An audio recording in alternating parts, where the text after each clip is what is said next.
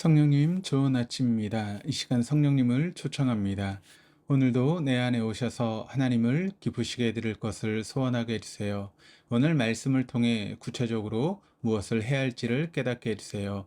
깨달은 것을 삶 속에서 실천할 수 있도록 도와주세요. 아멘. 오늘 함께 나누실 하나님 말씀은 누가복음 9장 18절에서 27절까지의 말씀입니다. 무리가 나를 누구라고 하느냐라고 예수님께서 물으십니다.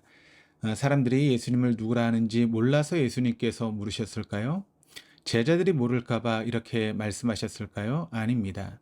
예수님께서 제자들에게 중요한 것을 가르치기 위해서 그렇게 물으셨습니다. 어떤 사람들은 이스라엘 역사상 최고의 선지자 엘리야라고 하더이다. 어떤 사람은 채찍을 들어 성전을 정화시키시는 예수님의 모습을 보면서 얼마 전 세상을 충격 속에 몰아넣었던 세례 요한의 모습을 떠올려 봅니다. 그래서 세례 요한이라 하더이다라고 이야기를 합니다. 그러나 하나님의 아들이신 예수 그리스도께서 하나님의 보좌를 버리시고 이 땅에 오신 것은 선지자와 제사장과 왕의 사역에 이르기까지의 온전한 하나님의 인류를 구원하시기 위한 그리스도의 사역을 위해서 오신 것입니다. 다만 무리들은 예수님을 제한적으로 체험했기 때문에 그렇게밖에 알 수가 없었던 것입니다.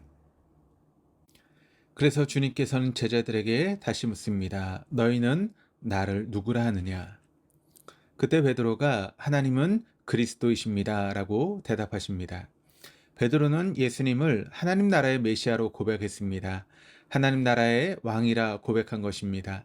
예수 그리스도의 능력과 권세를 가장 가까운 데서 체험한 베드로만이 할 수 있는 고백이었습니다. 예수님은 하나님의 그리스도이십니다. 예수님께서는 그 신앙 고백을 귀히 여기셨습니다. 그렇다면 하나님 나라의 그리스도께서 어떤 일을 행하실 것인가? 제국의 정치적인 문제를 해결할 것인가? 온 나라가 질병 가운데 고통당하고 있는데 그 질병의 문제를 해결할 것인가? 가난에 찌들은 백성들을 구제할 것인가? 어느 시대 누구에게나 관심의 대상이며 바람인 경제 문제를 해결할 것인가? 하나님의 그리스도인은 과연 어떤 문제? 환경, 분쟁, 가정, 자녀, 사회 문제 등등을 해결할 것인가? 이 대답을 듣고 싶어하고 해결해 주실 분을 기다리며 가득 찬 기대를 가지고 온 세상이 숨을 죽이고 있는 순간입니다. 세상은 그런 메시아를 오랫동안 기다려왔습니다. 사람들은 하나님의 그리스도가 어떤 일을 행할 것인지를 말씀해 주기를 원하고 있습니다. 이는 사람들에게나 그리스도를 하나님 나라의 그리스도로 보내신 하나님께나 그리스도의 제자들에게나 온 인류 모두에게 가장 중대한 메시아이기 때문입니다. 놀랍게도 주님은 이렇게 답하셨습니다. 오늘 본문 22절입니다.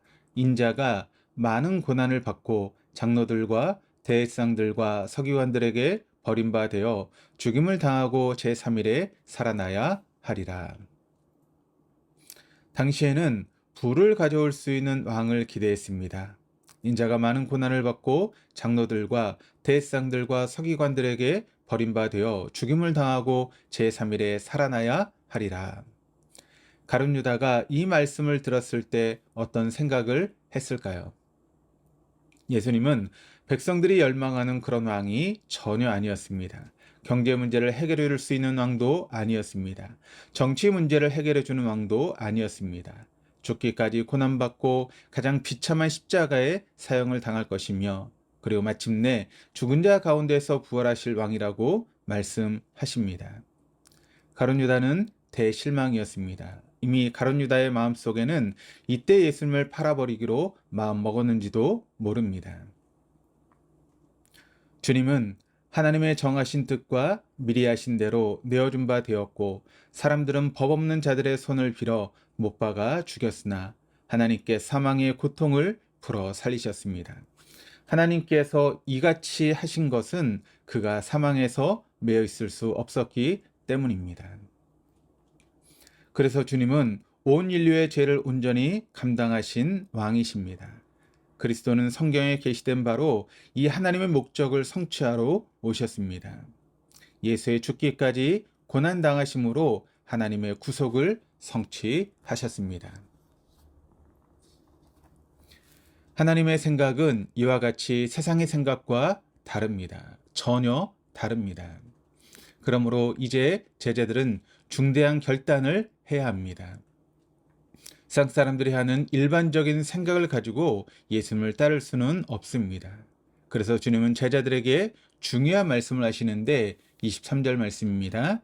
아무든지 나를 따라오려거든 자기를 부인하고 날마다 제 십자가를 지고 나를 쫓을 것이니라. 아무든지 주를 따라가려면 자기를 부인해야 합니다. 제자들이 주님의 첫 부르심을 따랐을 때 그들은 더 나은 자기를 성취하기 위하여 따랐습니다. 어떤 사람들은 압제로부터 해방되기를 원했습니다. 물질적인 부유함을 얻고 싶은 사람들도 있었습니다. 더 나은 지위를 위해 예수님을 따른 이도 있었습니다.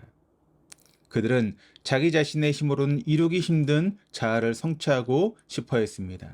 그러나 주님께서 이 땅에 오신 목적은 제자들의 이런 꿈을 이루기 위해서 오신 것이 아니라 하나님의 뜻을 이루기 위해 오신 것입니다.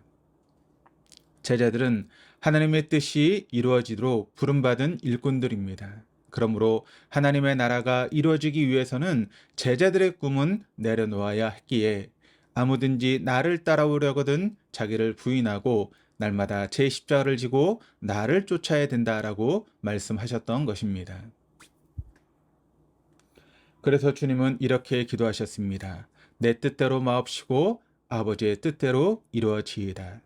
그래서 예수님께서도 자기의 뜻을 내려놓고 지고 싶지 않은 십자가를 능동적으로 수용하셨던 것입니다. 우리가 하나님의 뜻을 이루고 주를 따르는 그리스도의 제자입니까? 주님이 이렇게 말씀하십니다. 그러므로 누구든지 제 목숨을 구원코자 하면 잃을 것이요 누구든지 나를 위하여 제 목숨을 잃으면 구원하리라. 기도하시겠습니다. 하나님 아버지, 우리는 주님을 따르는 주의 제자라 하면서도 세상적인 것만을 추구하며 얻으려고 눈이 멀어 있습니다. 회개하오니 자기 욕심을 버리고 이제는 주님의 뜻을 따르는 주의 참된 제자로 세워주시고 주는 하나님의 그리스도이시다라고 고백한 베드로의 고백이 우리의 고백 되게 하여 주옵소서. 자기를 부인하고 자기 십자가를 지고 주님을 따르는 참된 제자 되게 하여 주옵소서. 감사드리며 예수 그리스도 이름으로 기도드립니다. 아멘.